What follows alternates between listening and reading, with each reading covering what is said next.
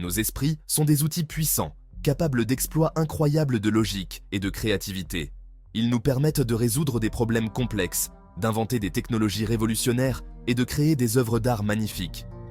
Pourtant, malgré cette capacité impressionnante, nos esprits ne sont pas infaillibles. Pourtant, nous prenons souvent des décisions qui semblent irrationnelles, même à nos propres yeux.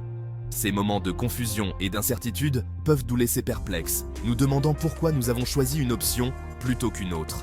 Ce ne sont pas des erreurs dues au hasard, elles sont causées par des biais cognitifs, des erreurs systématiques dans notre façon de penser.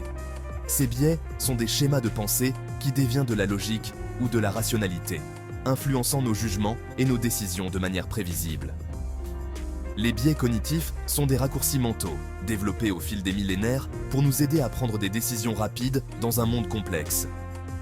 À l'époque de nos ancêtres, ces raccourcis étaient donc vitaux pour la survie, permettant des réactions instantanées face aux dangers et aux opportunités. Ces raccourcis étaient essentiels à notre survie, nous permettant de réagir rapidement aux dangers et aux opportunités. Par exemple, la capacité à fuir immédiatement un prédateur sans réfléchir longuement pouvait faire la différence entre la vie et la mort. Cependant, dans notre monde moderne, ces mêmes biais peuvent nous induire en erreur. Les situations auxquelles nous sommes confrontés aujourd'hui sont souvent plus complexes et moins immédiates que celles de nos ancêtres, rendant ces raccourcis parfois inadaptés. Comprendre ces biais est crucial. En les identifiant, nous pouvons mieux comprendre pourquoi nous faisons certains choix et comment nous pouvons améliorer notre prise de décision. Ils influencent tout, de nos choix personnels à nos jugements professionnels. Que ce soit en choisissant un produit dans un magasin ou en prenant des décisions stratégiques au travail, les biais cognitifs jouent un rôle majeur.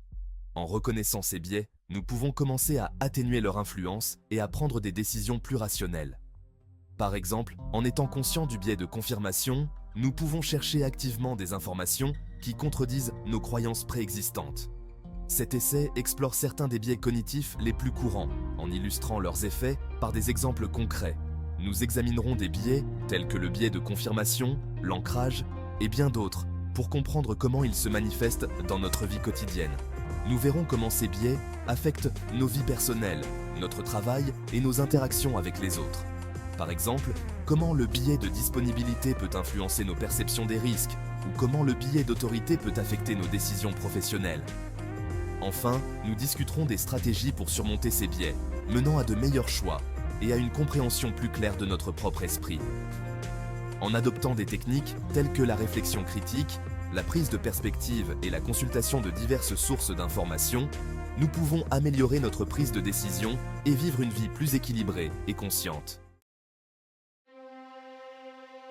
Imaginez que vous êtes convaincu qu'un certain régime alimentaire est la clé de la perte de poids. Vous avez entendu parler de ce régime par un ami, ou peut-être l'avez-vous vu mentionné dans un article de magazine. Vous êtes persuadé que c'est la solution que vous cherchiez.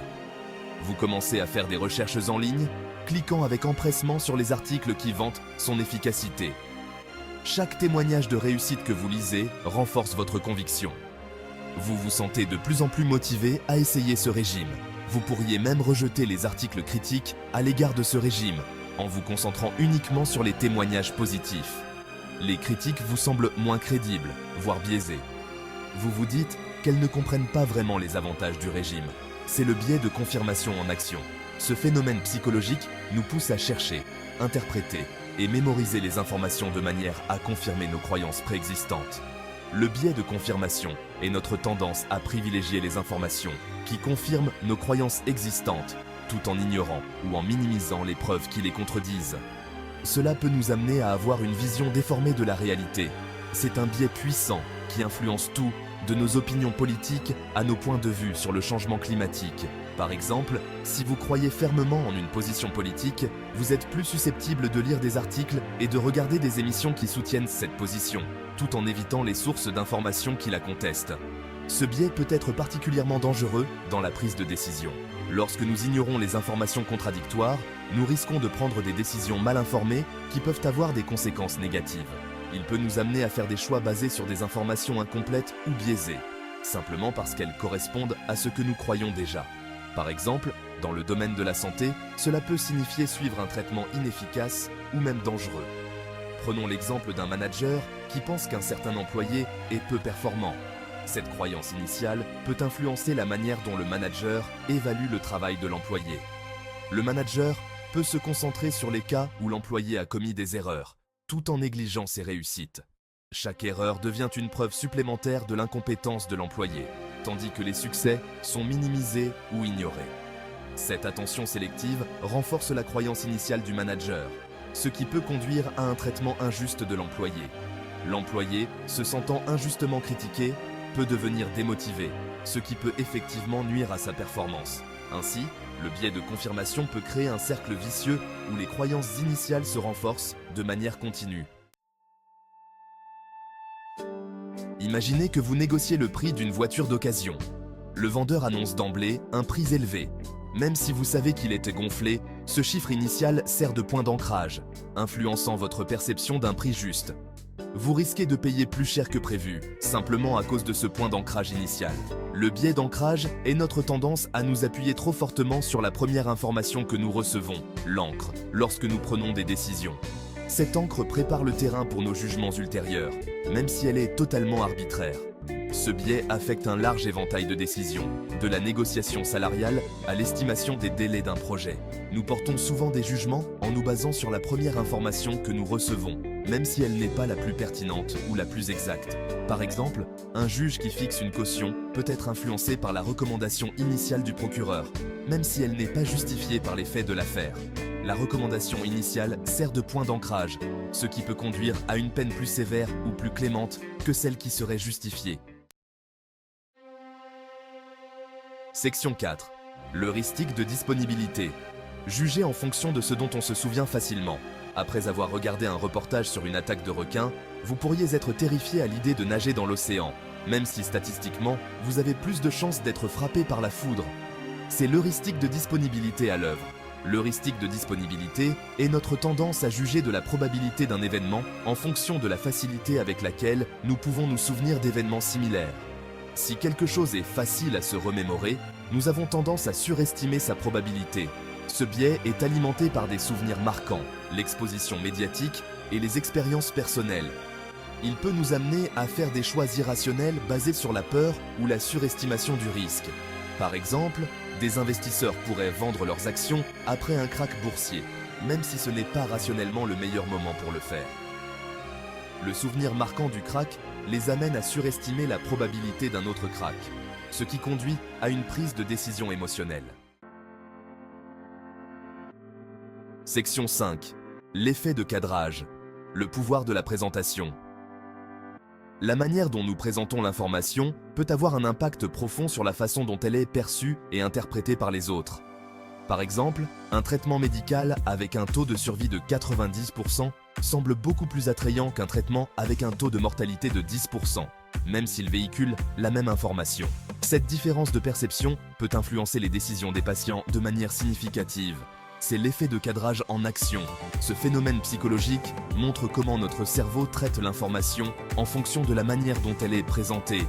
L'effet de cadrage décrit la façon dont la manière dont l'information est présentée, le cadre, influence nos choix, même si les options sous-jacentes sont identiques. Par exemple, choisiriez-vous un produit qui est 95% sans gras ou un produit qui contient 5% de gras? La plupart des gens opteraient pour la première option, même si les deux sont identiques. Nous sommes plus susceptibles de choisir une option présentée de manière positive, même si une option présentée de manière négative est objectivement meilleure. Ce biais cognitif peut avoir des implications importantes dans divers domaines de la vie. Ce biais souligne le pouvoir du langage et de la présentation pour façonner nos perceptions. Les mots que nous choisissons et la manière dont nous structurons nos messages peuvent influencer les décisions et les comportements des autres. Il est largement utilisé dans le marketing, la politique et même les conversations quotidiennes pour nous inciter à faire un choix particulier. Les entreprises utilisent souvent des cadres positifs pour promouvoir leurs produits, tandis que les politiciens peuvent utiliser des cadres pour influencer l'opinion publique. Par exemple, un homme politique qui défend une réduction d'impôts peut la présenter comme un moyen de remettre de l'argent dans votre poche, plutôt que comme une réduction des recettes de l'État. Cette présentation positive peut rendre la politique plus attrayante pour les électeurs. Le cadrage positif est plus susceptible de trouver un écho auprès des électeurs, même si les effets réels de la politique sont plus complexes.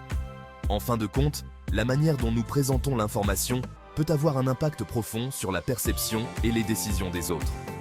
Comprendre l'effet de cadrage peut nous aider à devenir des communicateurs plus efficaces et à prendre des décisions plus éclairées. En comprenant comment le cadrage influence nos choix, nous pouvons également apprendre à reconnaître quand nous sommes influencés par ce biais et à prendre des décisions plus rationnelles.